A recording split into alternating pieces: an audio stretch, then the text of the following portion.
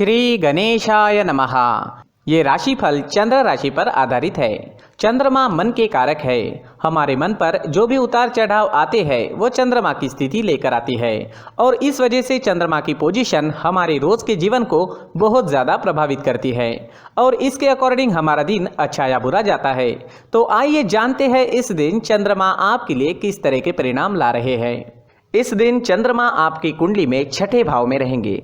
इस दिन आप दूसरों की गलतियों को नज़रअंदाज करें। आप इस समय में दूसरों की छोटी छोटी गलतियों पर नाराज हो सकते हैं। आपके अपनों से भी नाराज होने की संभावना रहेगी। दोस्तों, हर चीज़ को पॉजिटिव नज़रिए से देखें। हर सिचुएशन को शांति से संभालने की कोशिश करें। आप अपनी फैमिली के साथ रहें, एंजॉय करें और अगर किसी चीज़ से परेशानी होती है तो उसे पूरे तरीके से नज़रअंदाज करने की कोशिश करें। इस तरीके से आप दिन का पूरा आनंद उठा सकते हैं। बिजनेस करने वालों के लिए दिन अच्छा रहेगा, लेकिन कहीं निवेश ना करें और पैसों का लेन देन करना नुकसानदायक हो सकता है। अगर काम में मन ना लगे तो परेशान ना हो, क्योंकि आप सब कुछ संभाल लोगे। आप काफ़ी मेहनत करने वाली व्यक्ति है।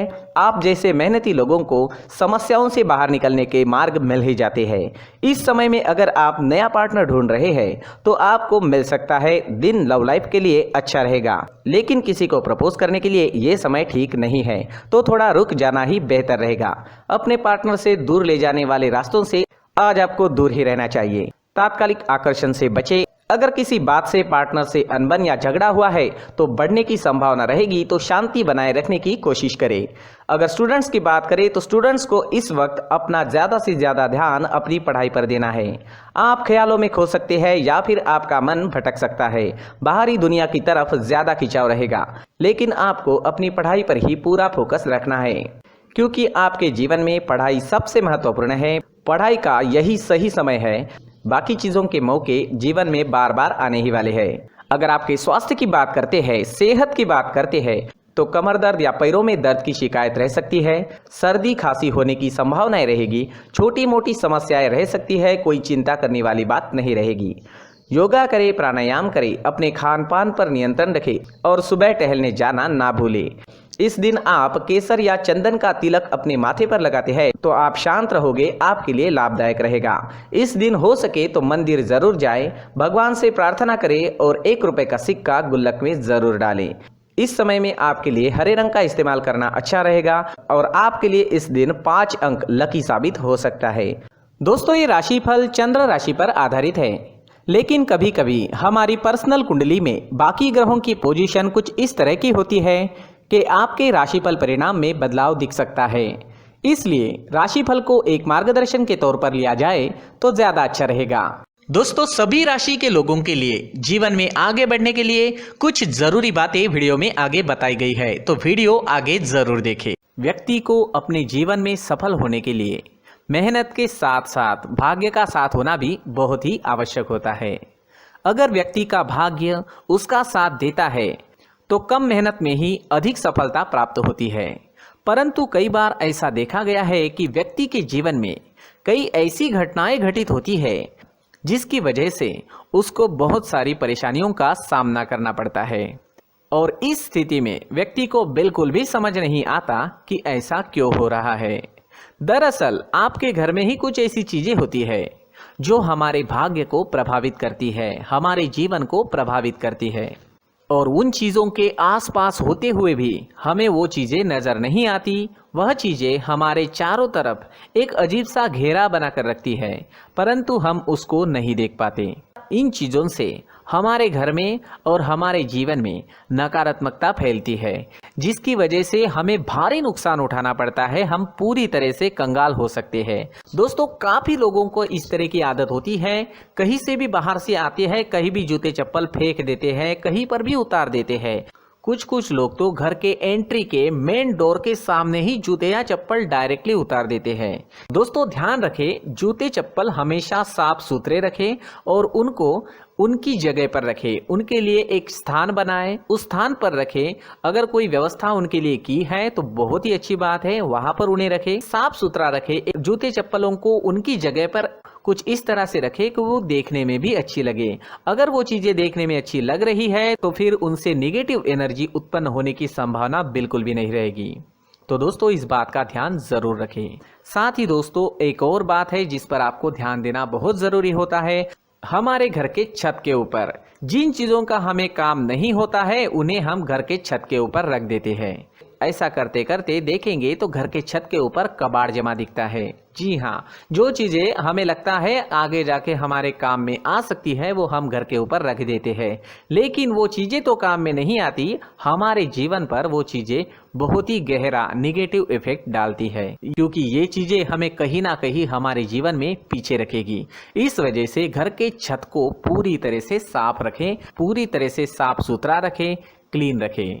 साथ ही दोस्तों हम हमेशा देखते हैं घर के ऊपर जाने के लिए जो सीढ़ियां है, उन सीढ़ियों के नीचे जो जगह होती है वहां पर सामान हमेशा रख दिया जाता है।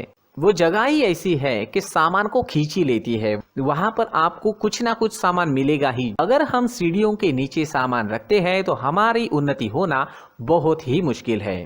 जी हाँ, सीढ़ियों के नीचे कूड़ा कचरा कबाड़ अगर हम जमा करके रखते हैं, कोई भी सामान रख देते हैं, तो उस वजह से माँ लक्ष्मी हम पर प्रसन्न नहीं होती, माँ लक्ष्मी हमारे घर में आने की संभावना बहुत ज़्यादा कम हो जाती है। तो दोस्तों इन चीज़ों पर ध्यान रखें, हमारे घर की जो सीढ़ियाँ होती है उनके नीचे की जगह हमेशा साफ सुथरी रखें, क्लीन रखें।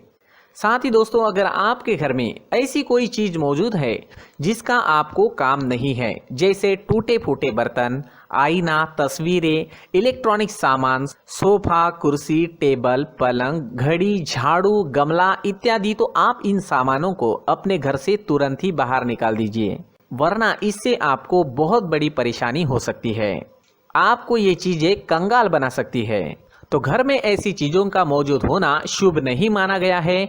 इससे धन की देवी माता लक्ष्मी जी का प्रवेश घर में नहीं होता है। इन चीजों से आपके घर में नकारात्मक ऊर्जा का संचार होता है और जिस वजह से व्यक्ति को मानसिक समस्याओं का सामना भी करना पड़ता है। व्यक्ति के मन में चिड़चिड़ाहट होती है और छोटी छोटी बातों पर गुस्सा आने लगता है। आप जो भी कार्य करते हैं उसमें आपका मन नहीं लग पाता है।